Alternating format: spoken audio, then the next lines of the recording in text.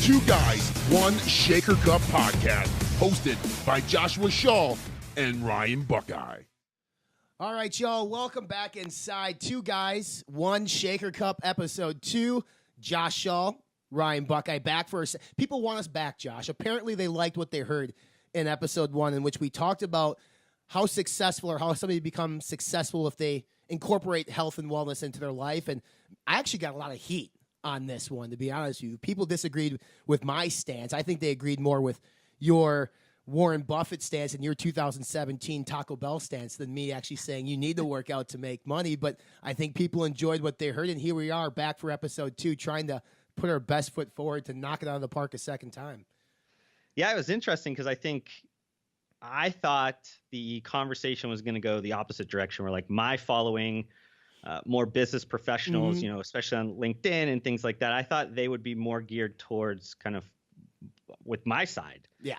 I was getting more heat from, I can't believe that you don't believe that it's more, correlated to success and where I think I definitely did believe it was correlated, but maybe, by them listening, they thought maybe I didn't make a strong enough point. But I think it was interesting that our audiences took the counterpoints to what we thought they were going to be. So, we'll see what happens with this episode. Maybe they'll be in the same, or maybe they'll agree with this. I'm not sure. Well, you're absolutely right. Like the LinkedIn crowd, you would have thought would have been like, you know what, hard work breeds success, not necessarily nutrition and fitness.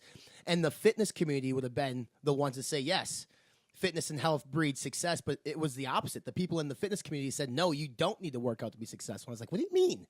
You work out daily. How can you say that? But it was good. I think this is the type of stuff that Josh and I want to bring to the show each week. We're not going to agree on everything. And I think today's topic, when we dive into the crazy world, the booming world of energy drinks, not just within fitness, but within gaming or esports is what they want to call it now, to the everyday consumer, even going into a C-store purchasing it. Dude, this energy drink, a lot of people will say it's getting out of hand. Caffeine is like through the roof. We're dependent on caffeine as a society. And it seems like every day there's a new brand of energy drink that enters the market.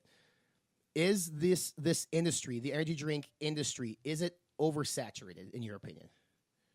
I don't think. I mean, if you look at a more mature energy category like coffee, you don't have anywhere close to the brands there. So you still have a lot of room. I think that energy drinks are not all that kind of an old category. It's very new. I think it's 99, I think, or somewhere around that was when Red Bull came to the United States. I mean, it had been around before that, but in the United States, there really wasn't an idea of like energy drinks before the late 90s. So, and it might have been 97, somewhere around there. But basically, this is still a very new category. You're still at 20 plus years only in the category. And it had a party kind of connotation before. I think that now people are starting to realize this is a legitimate product to take to get through your day or just whatever it is. I mean, it's no longer, the frat guys or the party people in the club that started the revolution, this energy drink revolution with Red Bull. Now it's kind of broadly accepted. It's across all different kind of buyer groups and just personalities. You see them in boardrooms. You see them, with younger kids, gamers. You see them at, when you're at the gym. You see them sitting next to the bench and stuff like that, which is just kind of shows that the category is just getting to the point where it's just accepted by just everybody, which is where these categories want to get to. When you get up to a, just like a water or a juice or one of those coffee, those large categories, you just have an immense amount of spending power that goes towards those categories. So though we might think there's a lot of brands getting in there, and there is, I mean, I think just in general, a lot of brands are in every category, but the category is growing so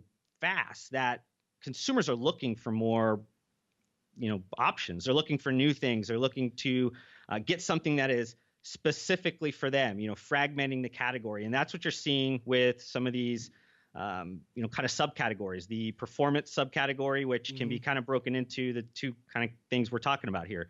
Gaming, esports, or fitness. Yeah. And this is kind of new. I mean, this is a subcategory that's the fastest growing category in energy right now. It's where Bang Energy is at, and that's where tons of growth is at. I mean, it's astronomical, the growth that's happening at Bang, but it's creating a lot of offshoots as well that also fitting the needs of these things. So, I mean, I think everybody just always, the two things in business, you might agree with me, like, oh, this is super saturated, or, I wish people were more innovative. Like, those are the two words that I hear all the time. It's like innovative or saturated. It's like, I don't know if it's just that they just keep regurgitating those words because maybe they hear them from somebody, or they actually know what they mean. But yeah, it's kind of crazy. Well, the term of innovation within the category, I think you hit on it, is like you don't necessarily have to go after the same target consumer that the other big energy drink companies are going after. Red Bull, Monster, Rockstar, and now Bang, obviously the fastest growing energy drink company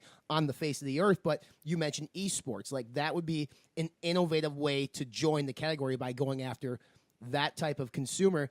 And I know you have an idea or thought process on esports or gaming, because if you think about gaming in general, like the first ever energy drink that really targeted gamers was Mountain Dew. I mean, Mountain Dew, like the canned beverage, the 12-ounce soda pop, it started branded in BMX bike games. Like, you could see the walls had Mountain Dew logos. And kids, I remember being a 12-year-old kid, I would drink a freaking case of Mountain Dew while playing games. I mean, that's what I did to stay awake. Somebody saw an opportunity there. Like, who is the gaming supplement energy drink right now in 2019? I mean, I still think you have Red Bull. That's probably because they have a lot of the very large gamers, and they do a lot of the sponsoring and things. But you do have other names that are involved. You have Monster that's really involved. You have a G Fuel, which is kind of close to our niche with started as a sports nutrition brand. Mm-hmm. They're very big into esports, which is a little bit because right now they only have a powdered. Right. Which surprises me. Which surprises me that they've never transitioned into the RTD category. Yeah, and they are. I think in June they're supposed to launch their G Fuel ready to drink. So they got a lot of kind of excitement around there. They have the biggest YouTuber, a part of their brand, I mean, PewDiePie, which he has an immense amount of power globally. I don't know how much they leverage of that, but they have that ability to pull. I don't know how many tens of millions of subscribers he has on YouTube and things like that. But there's a lot of kind of esports energy drink brands that do have a little bit. It's a lot of the bigger names. I think it's a lot of the bigger names over a lot of the smaller energy brands that you're going to see in like the fitness world. Mm-hmm. I think it's because it's still kind of very new. Esports is still new, even though if you look at a lot of like the global stats, the trend is immense.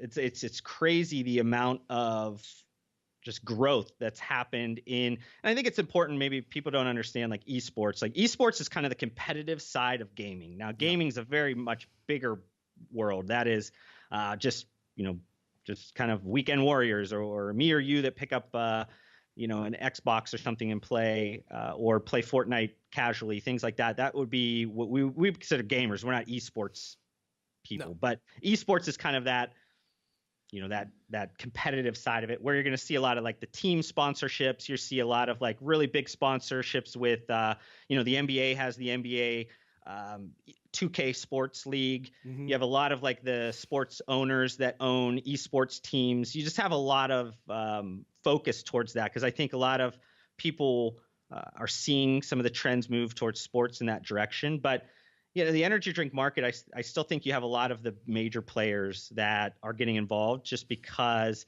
they have the money to spend on some of these bleeding edge areas. And even if they know they're not maybe going to make a return on it in the next couple of years, it's okay because they're getting in earlier. They don't have to worry about, trying to turn a profit on those types of sponsorships. It's kind of, riding it while it's in its hyper growth phase. Right.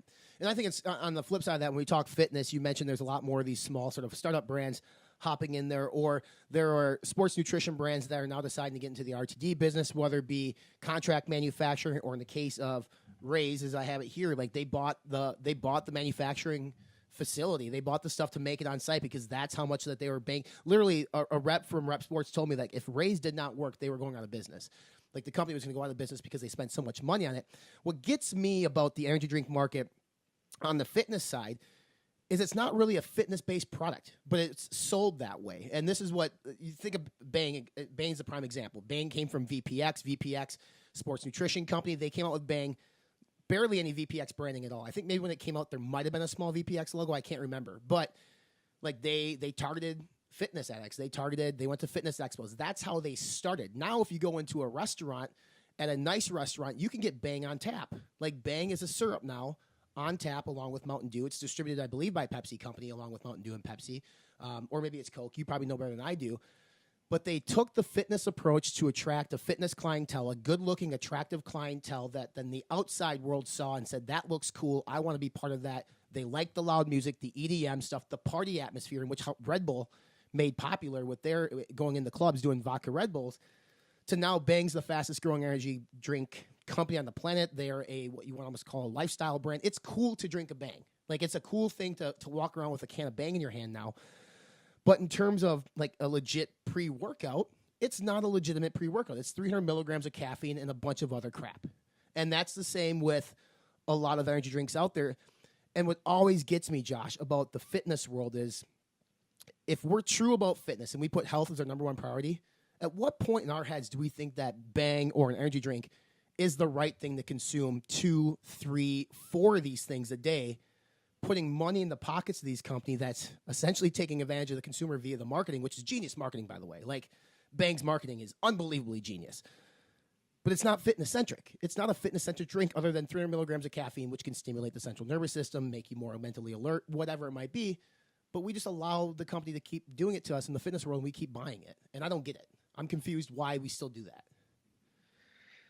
You know, I think it comes down to some of the behaviors of, you know, people everybody's moving towards this convenience, on the go consumption type of environment. And if you are looking for one of those products in a pre-workout or something similar to a pre-workout, there's not a lot of readily available options that are out there. It's one of those categories that has always been tough to make money at because you need scale. So they're kind of disguising these more kind of potent energy drinks to the general consumer, which they also pick up. They help the scale. They help them get into grocery stores or mass retailers or whatever. That helps the scale a little bit. And then they could still pitch it to fitness goers, or, you know, if they just pitched it to fitness goers, that's where you kind of get this graveyard of brands where they just never are able to pick up enough esteem from a scale, distribution perspective, whatever, to get the price down to a point where it makes sense. You could sell a lot more canned, powdered pre-workout to make a lot more money. There's a lot more margin in that. So until you get up to scale and you're moving truckloads to different distributors or different direct accounts, you're not really making all that much money on beverages because there's just so many layers of logistical costs and extra sales people you need to have to do direct doors type sales and things like that. So there's just so many kind of layers that go in there. But it's interesting because they are throwing it in there as calling it kind of a performance energy drink. There's a few nutraceutical ingredients in there or botanicals or whatever you're kind of throwing in there to make it seem like it's a fitness product. Right. But I don't know. I mean, I've been a long time kind of like critic in the sense that like when I work out, and I don't know if you're the same, Ryan, but like I can't drink a carbonated energy drink and then go work out hard. Like I'll throw up. Like I just can't do it. So I just have never done it because when I have tried it or even tried to like drink a little bit of it, like I just feel kind of queasy in my workout. So I don't know if like serious workout people maybe I'm not a serious person. Maybe I just have a weak stomach, but like it's never been appealing to me. I've never thought of that as a fitness product. I just think of it as a stronger energy drink. You're right. I mean, it's not cool. I'll go on record and say it's not cool to take a Bang into the gym and use it as a pre-workout and sit next to the bench and rep out reps. Like, it's not cool. And the reason I say that is because this is the same consumer, Josh, that'll complain about $2 a serving on a legit, fully dosed pre-workout. but they'll spend $250 on a can of an RTD. I don't get it. Like, that part I don't get. But I get the appeal. Like, I drink energy drinks. I drink one a day maybe. I do it not as a pre-workout. I do it as a pick-me-up because I get tired at 2 o'clock in the afternoon. I need the jolt of caffeine. I need the jolt of mental alertness. But I'm also smart enough to realize, like, it's not a fitness-based product. I don't drink it because of that. But many consumers do. Like, you see people tout on Twitter, tout on Instagram all the time, like, pound my bang, then head to the gym and do chest today. That is the client. That's what Jack has been able to do with Bang and that's how he started. That's how he he ended up being in almost every gym, got in the vitamin shops, got in the GNCs. Now he's lining the store shelves of Walmart, like the largest retailer, brick and mortar retailer in America, by coming at the fitness world first. So, like, the influence of the fitness world on his entire business model has been super genius on his part. But from a fitness-centric minded individual like myself, it's hard to grasp that and understand it because, like, I know looking at a can of Bang, like, it's not healthy. Like, it's not the thing that I should be drinking to improve my overall health. Now, I don't want to be that asshole that says, like, Bang's going to kill you, because it's not. You can have 1 to 2 of these things a day in moderation. It's fine, right? But people who rely on this, like, 3-4 a day, and this is what concerns me about gamers or esports, is because they tend to not necessarily educate themselves as much as the fitness community. And even though the fitness community does not educate themselves nearly enough, but if they're sitting there playing games for 6, 8, 12 hours a day, because that's what they do, and they're consuming 4, 5, 6 of these in a day at 300 milligrams of caffeine, is something drastically bad going to happen to one of these people, in which now the energy drink community or the energy drink brands get some backlash. Now, with that said, the energy drinks that are targeted at gamers, your Red Bull, your Monsters, even the Mountain Dew gamer, I think they brought back like a nostalgia gaming RTD that they just came back out with. I don't know if they're at 300 milligrams of caffeine each or not, so they might be more susceptible to a couple more cans a day. But, like, what happens when the first person is injured due to way too much caffeine intake? Where they because we've heard of it happening before. Like, does that backlash blow on the entire industry or just that particular brand? Yeah, I mean, the gaming community, I mean, I think it's definitely that's a risk. I mean, I think that's a risk in all energy drinks, and that's why energy drinks have maybe not grown as fast as they could even have. There's just a lot of bad publicity or people pointing towards energy drinks as being bad. A lot of countries outside of the U.S. are not all that keen on energy drinks. They have a lot of just big labels, warning labels they want to put on there. They also put caffeine restrictions per ounce. I think it's in certain countries you can only do 10 milligrams per ounce. So there's restrictions. Even a Bang, like when they go into Europe, they have to do that as well. So it's not as strong over in Europe. But I mean, you have Red Bull at 80-ish milligrams. You have Monster in those at, I think, 150. So you can probably consume maybe 3 or 4. Right. That's still pushing it, but I mean, you can get up to that level, and you are not really, getting too far outside of maybe the FDA's kind of restrictions on caffeine. And I don't know if you should even believe those or not, but I mean, they're there for reasons, be it for public health or whatever reason, but they're there for a reason. So you use that as a bound, and you kind of, take it for what it's worth. But the gaming community, because part of it, I think what takes an esports person to be great is a lot around reaction time, a lot around also stamina, things like that. So, I mean, they need those products or some product that's similar to that to enhance their ability, that 1, 2, 3, 10%. It's a supplement like anything else. I mean, you're definitely not, there's natural talent that you're never going to, kind of overcome, but there's a supplement that's going to help you a little bit. Same with fitness. You might get 5% or something out of something, but you're never going to become the next Arnold Schwarzenegger because you take a supplement. So it's I don't know. I mean, the gaming world, to me, it just seems like,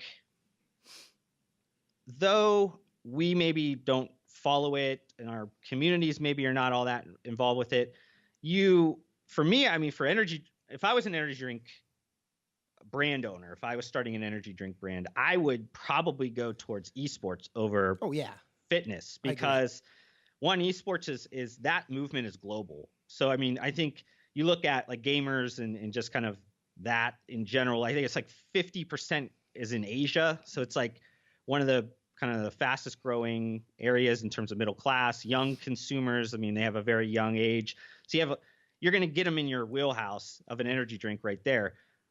Also, just not thinking about like demographics or geography or anything like that. If you're just looking at like esports or gamers in general, like there's been a few stats that have been kind of put out there about how loyal they are to other companies, brands that support esports or gaming things. So they tend to spend a lot of their money towards supporting their own community. Mm-hmm. So if you are one of those people that support the community, you have, potentially billions of consumers that are more willing to buy your product because you support the community, which is, I don't know if that necessarily translates the same way to fitness. I don't think people think that way. They don't think, oh, they're supporting the fitness community, so I have to buy this like, would you pick up a Monster or pick up a C4 only because you're more fitness, so you pick up C4 carbonated? Is that why? I don't know if people do that. Right. Like if they saw it in a grocery store or a gas station, would they do that? So I don't think you have that community in fitness that's like that. That's kind of more supportive because maybe it's because fitness was always, at least in our generation, has been more acceptable. It's been a part of the kind of common ways, like they teach it to recess in school. I don't know if they still have recess in school, but they did when we were kids. But physical fitness and all that was always a part of our lives. Where gaming, when we were kids, I mean, our parents told us to stop playing games because it was going to ruin our eyes or it was going to rot our brains or something like that. So it came from a place where it was bad. So when other brands or legitimate brands support something that was once bad, I think those people that it's kind of a bigger, stronger community of things, which is different than fitness. So, I mean, to me, if I'm starting an energy drink brand, I'm going towards esports. I don't know. I mean, what do you think, Ryan? I think you're absolutely right. And even if you look at our space, the dietary supplement industry, let's just talk about putters and caps. Like I just covered this today. The Genius brand is a brand that makes all natural supplements. It's a brand that you would find going through like a UNFI, a distributor getting into a Whole Foods or a Sprouts. Like that's the type of products that they make. They're releasing a gaming supplement this month. It's called Genius Gamer. Now, to me, that surprises the shit out of me. That brand does not seem to align with the gaming community per se on the surface. Like a brand like Ghost or Man Sports, who does like Brain Bridge. Like those brands seem like, yes, they could get into the gaming industry. Now, I know I'm getting off tracks from the RTD stuff, but that's where they see the appeal. They see the appeal in the esports, the gaming side. That's where the money's at. So if you're going to come out with an RTD or an energy drink, that area to me seems virtually still almost untouched in terms of like full-on marketing. Now, that could be because I'm not entrenched in that community. Like I'm not on Twitch. I'm not playing games like I used to. So they could be blasting with advertising and with lifestyle brands like they are in fitness. Like I'm blasted with Raise and Bang Energy, Cellucor C4 all the time, but that's the world I live in. So, but I think it depends too. I don't necessarily know. I think when you look at an RTD, like the first thing that consumers look for is like brand appeal. That's the first thing. Like, is it a cool brand? Bang is a cool brand. Second is flavor, or maybe flavor is probably one. Like if it tastes good, that's what they're going to buy it based on. Formula is the least important thing in terms of this. So you have many of these brands in at least the fitness world coming out with actual good formulas. Like C4 carbonated is an actually decent energy drink when you're talking about fitness. Like there's actually dosages of stuff in there, or even Redcon 1 Total War. It's not a carbonated beverage, but it's a fully dosed actual RTD pre-workout. Does not sell nearly as much as Bang, and it never will, because Bang tastes great, it's cool, and that's what people want to be a part of. So I wonder in the gaming world if you can come out with an RTD that has like Loot Max in it, which is a blue light blocking ingredient. You're staring at a screen all day playing games. If you can reduce eye fatigue and increase stamina by including some unique ingredients, is that important to them? I would go on record and say probably not. They probably don't care either. They probably just want the energy. They want something that tastes good, that's going to keep them awake and keep them mentally alert. But I think there's a huge opportunity there for brands to, if they're going to get into this market and invest that kind of money. The fitness world is very tough. It's very tough to get in the gyms. It's very tough to get in the distribution. Same with the gaming world, but I think there's probably a better opportunity with esports in terms of making money today than there is on the fitness side. Yeah, I mean, I think that you brought up formula, and I think outside of caffeine content, I don't know if people are really looking anywhere past that, because I don't think they have any understanding even of amino acids or anything like Right. that. I mean, it's not common. So, when you're talking about building a better mousetrap or building a better product, it gets down to the point of you're having to educate a consumer group that maybe is not all that interested. So though you can add those things in there that will help a reorder, like if somebody likes it, it's not going to be one of those marketing things that you can point to, because a lot of them are not going to be willing to do it. It's not going to be one of those like key purchase criteria that people are going to be like, oh, it has this in there, I'm going to definitely pick it up. It's not the case. I think that there's the caffeine level, there's the taste, like you said, there's the brand, lifestyle element to it. Like, do I feel cool when I'm buying this? Do I feel like it, enhances my life? Whatever, kind of thing that a consumer wants to look at to why they purchase a product. But taste is like, right. Yeah. If it doesn't taste good, they're not going to buy it. Yeah. And we haven't really talked about this point. Maybe I brought up PewDiePie in terms of when we were talking about G Fuel, but there's two of kind of the biggest social influencers groups are gamers and fitness. Now you can also add beauty and Sure. a few other ones, but those are two of kind of the Mount Rushmore of influencers. So like, who do you think has more power to it? I mean, do you think it's based on what I esports, know, like gamer? what I found out recently about some Twitch statistics and earning incomes from some of these gamers, I think the gamers probably have some more pull than the fitness community. Yeah, and I think you brought this point up, and I think it's probably interesting to touch on it one more time. Is that like the real big fitness goers? They're not really sponsored by energy drink brands. You have like Bang that does a ton of influencer marketing, but it's all on like sexy women. Yes, it's those are not fitness people that, I mean, they're in shape, they're they look great, but they're not somebody that is a fitness icon. No. You have fitness, especially younger fitness influencers that do drink energy drinks, but they're just not like, they're not showcasing it to the level of like a gamer where it's constantly a part of their life. Like, that's just product placement all the time. Twitch, or they are their team sponsored by Monster, or Red Bull, or whatever it is. It's kind of interesting that your point was reinforced from an influencer level, and I don't know if that's just because energy drinks really aren't looking like Monster's not going out and trying to find influencers, but. Right.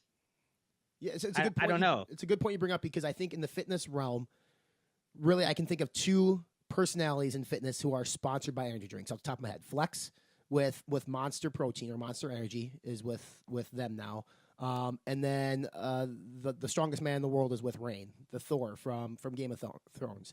Like, those are the only two people that I can think off the top of my head who legit have sponsorship contracts with brands, where they go stand at their booths or where they represent them. But now I don't want to talk myself into a circle, but I feel like these energy drink companies don't align themselves with fitness influencers because they don't need to, right? They don't need to pay somebody within the fitness world to sponsor them, because the fitness community just thinks it's cool, and they intuitively think it's a better version of a soda, or it's a healthier version of something, which is what us in the fitness world look for. We constantly look for healthier alternatives to mainstream products. So we want organic, that's a bad example, but like, we don't want to drink a Mountain Dew. We don't want to drink Coke, and we've heard diet's bad for you. So let's do this energy drink. It has some performance enhancing in it, so it's a better version.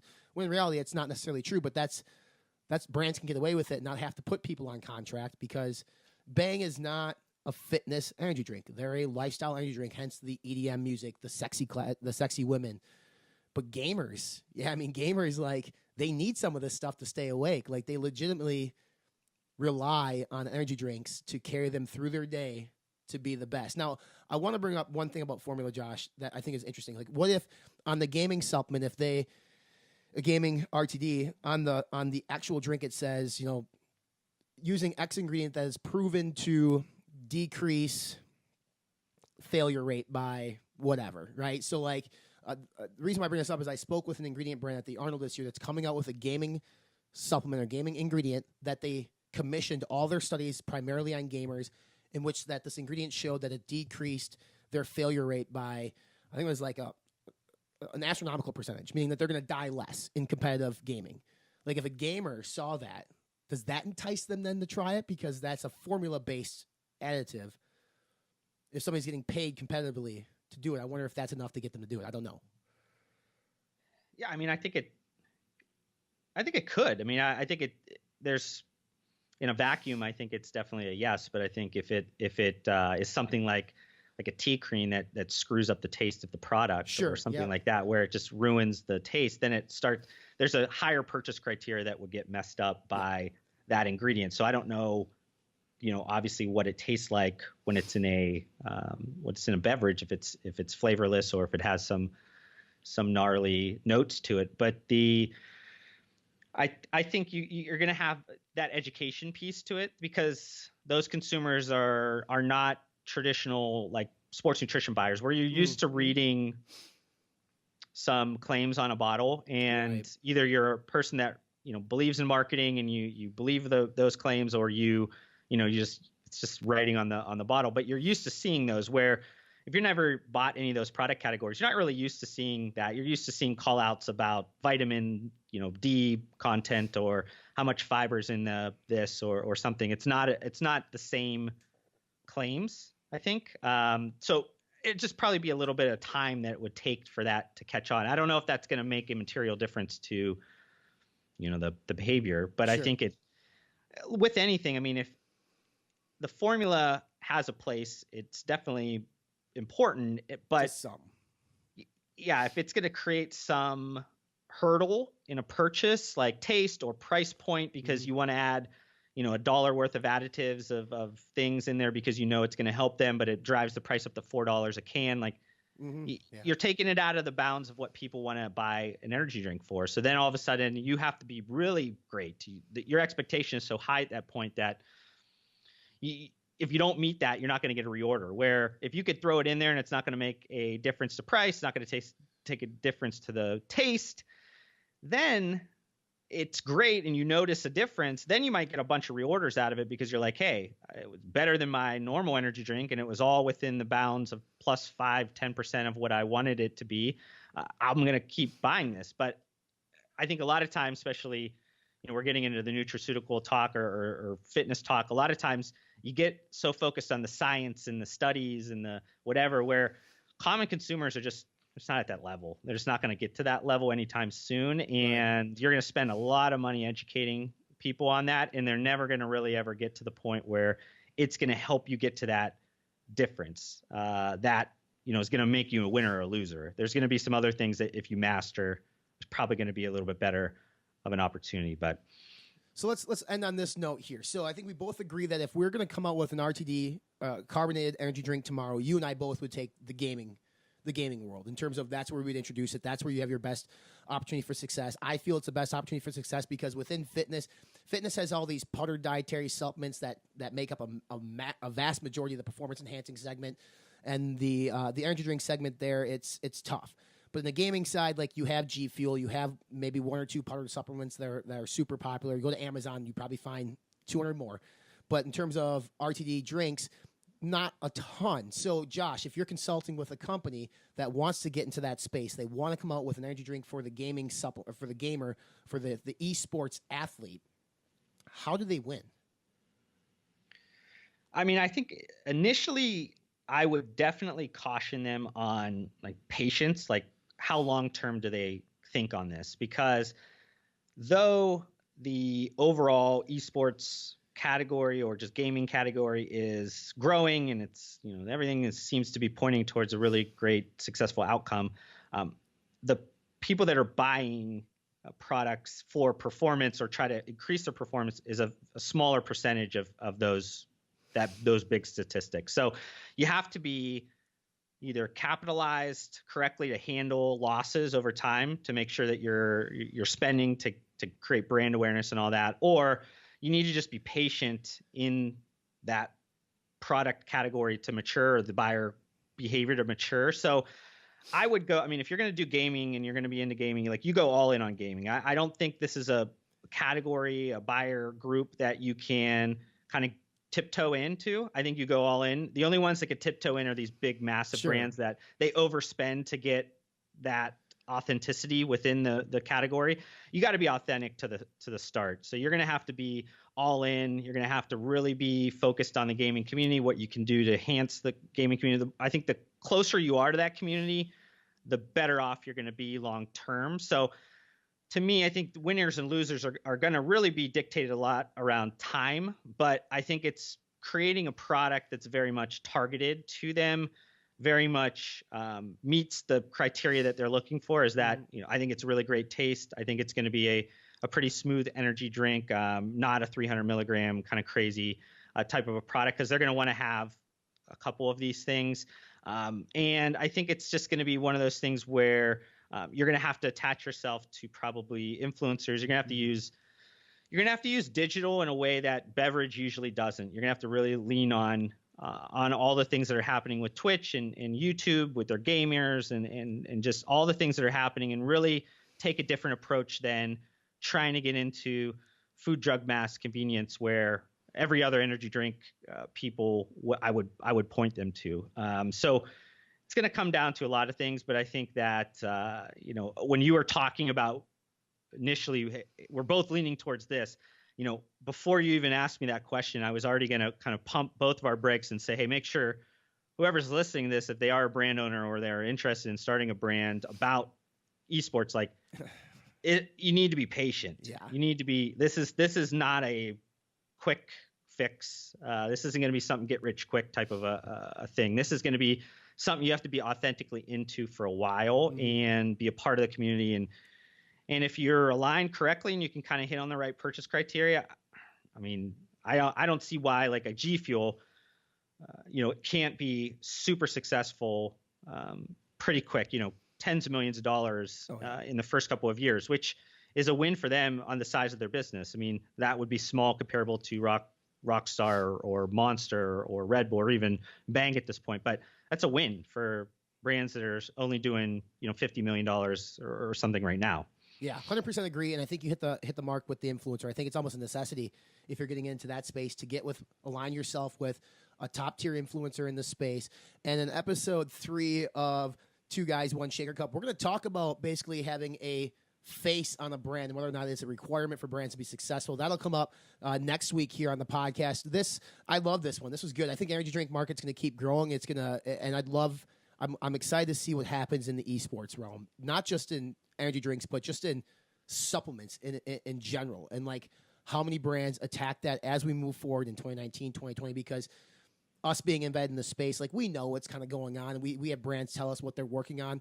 I'll tell you this, there are a lot of brands working on supplements geared towards gamers that we're going to see coming out very, very soon. So we appreciate everybody tuning in this week. As always, make sure you check us out on our social platforms. Two Guys, One Shaker Cup is on Facebook. You can check out our podcast on iTunes, Spotify. It's over at Podbean, any multiple platform for podcasts. And we have the actual video footage, so you can look at us two good-looking gentlemen on our YouTube channel as well. Any parting words, Josh, for the Shaker Cup listening audience? No, I mean, I think since we're still new at this, I think both of us are really receptive. Feedback, also just engagement, whatever. If people that are listening, that are spending time with us and appreciate what we're putting out there, if you have something that you'd like to see or something, even format wise that you'd like us to change, we'd love to hear it. I think that, sure. We're still new in this. So hopefully we could create something that you guys really enjoy and get a lot of value out of. Absolutely. And the answer to everybody's question on their mind is both Josh and I do not wear pants when we record this. So when you watch us on YouTube, we're definitely pantsless. So until next week, everybody, we appreciate you tuning in. Thanks a lot for the support.